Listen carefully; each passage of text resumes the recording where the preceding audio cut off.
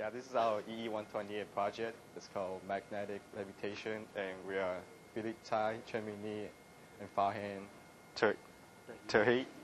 Yeah. So our goal is to make a controller of this system so that the magnetic ball can float in the air. Okay. So this is the basic circuit schematic. So you can see there consists 4 stages: the sensing stage, the voltage buffer, and the controller, and then the output voltage to current converter. Okay. So at first we have a photoresistor as a sensor, and the photoresistor can only take a maximum power of 250 milliwatt.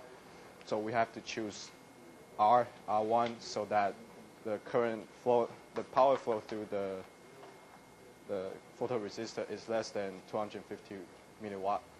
And by calculation, we found out because we use 7-volt rail to rail, positive 7 to ground, and we don't need. We can achieve less than 250 milliwatt of power by using any positive resistor. So we pick 500, and by using a resistor in series with the photoresistor, we can sense if there's a light different, the light emitted to the photoresistor difference, then we'll sense voltage difference across the photoresistor, and that's our sensor. And we choose 500 ohm, and you'll give us a Vmax of 5 volt and a minimum of 3 volt. And the second stage, because we want to fit the controller 0 voltage input so that when it's at equilibrium, the force on the ball stays constant. So when you feed 0 voltage to a controller, there's nothing happen to there's no changing to the system, so the ball can flow into the air. And by doing that, we use inverting amplifier and a variable resistor at the positive input, so that we can tweak the resistance and change the voltage at the output. So we set the output at 0 voltage. And notice that because it's an inverting amplifier, we have a 180-degree shift. So when the voltage at the input increases, the voltage at the output decreases.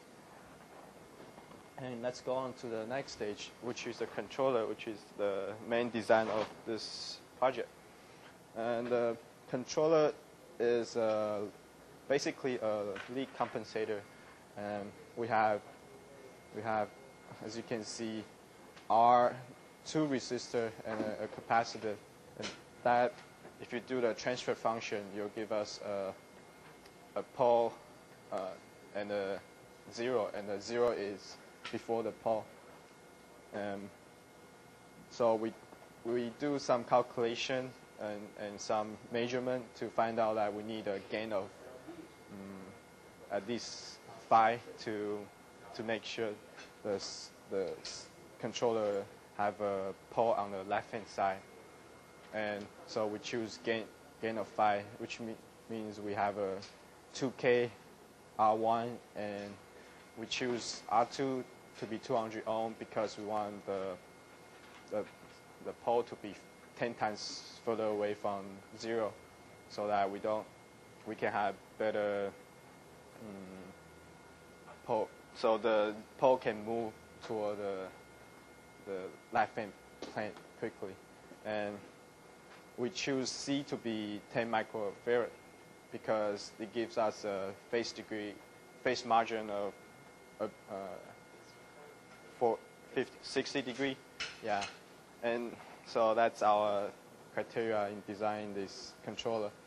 And notice again, we have an inverting amplifier there. And to do that, because we want to make sure the impedance looking out to the controller is infinity, so that it's large, so that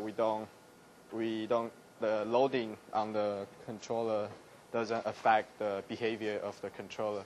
And again, there's a 180-degree phase shift. So now we have a positive, because the previous stage there's 180-degree shift, and now there's another 180-degree shift. We now shift back to positive 0 degree. And next stage is current offset buffer, and we do that so that when at 0, when the ball is at equilibrium, we have enough force to lift the ball. So again, we use an inverting amplifier, and now at the negative end we put a variable resistor, so that when we can tweak the resistance looking down to the V minus. So when we change the resistance, we can change the voltage at the output node again, and the voltage will go to the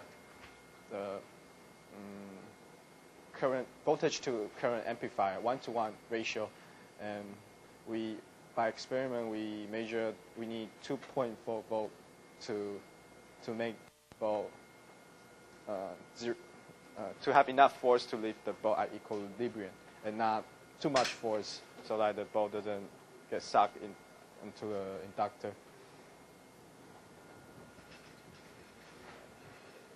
And the next stage, this is the overall block diagram of this whole system. So at first we have a desired position, and if it's at equilibrium, it's 0, and the voltage feeding in to if they're equal, then you'll give us a 0 error, so the controller won't behave anything. And if there's slightly change, the controller will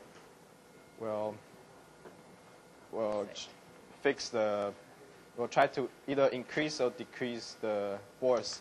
And the next stage is the current offset. So it's as I mentioned before, it's just so that when at equilibrium we have enough force to lift the ball in the air, and the current amplifier to convert the voltage to current, because the inductor takes current.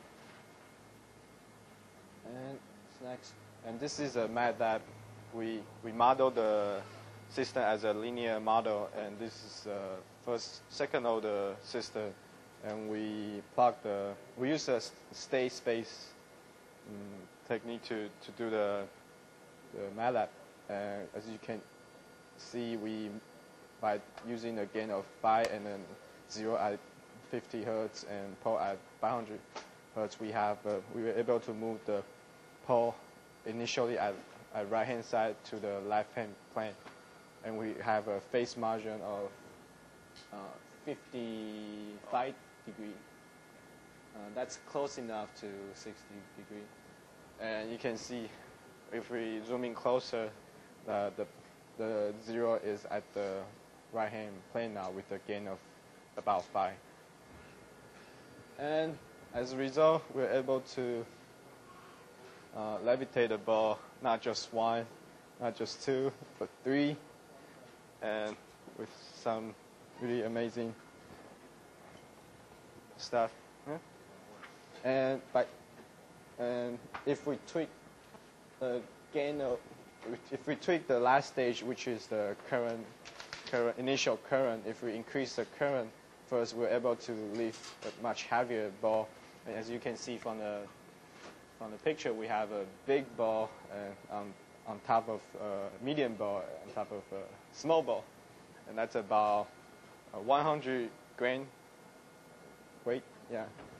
And as a conclusion, well, the final goal is make the ball levitate, and the ball levitates. And we're the only group that is able to demonstrate an oscillating ball.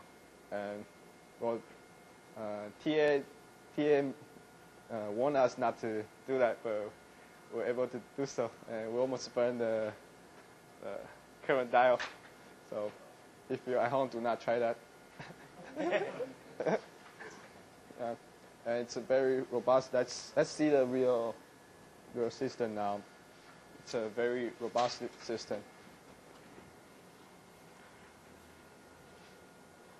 And right now you see we able to levitate one ball, and if I put another ball on the bottom of it, it still floats.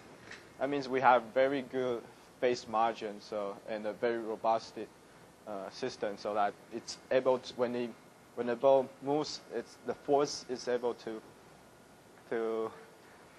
even, we have a variable force that able to let's see what bar is doing now. So there you see, it's actually levitating. Try three. Try now, not just one, but two, but three. Oh, yes, just barely make it. And if we put a wrench, can we add more? Let's see if we can add more. No, 2 inches. 2 wrenches. It's pretty neat, and you can see the balls are really floating. This is our project. Anyone want to say anything? So, do you guys want to? No? Okay. So.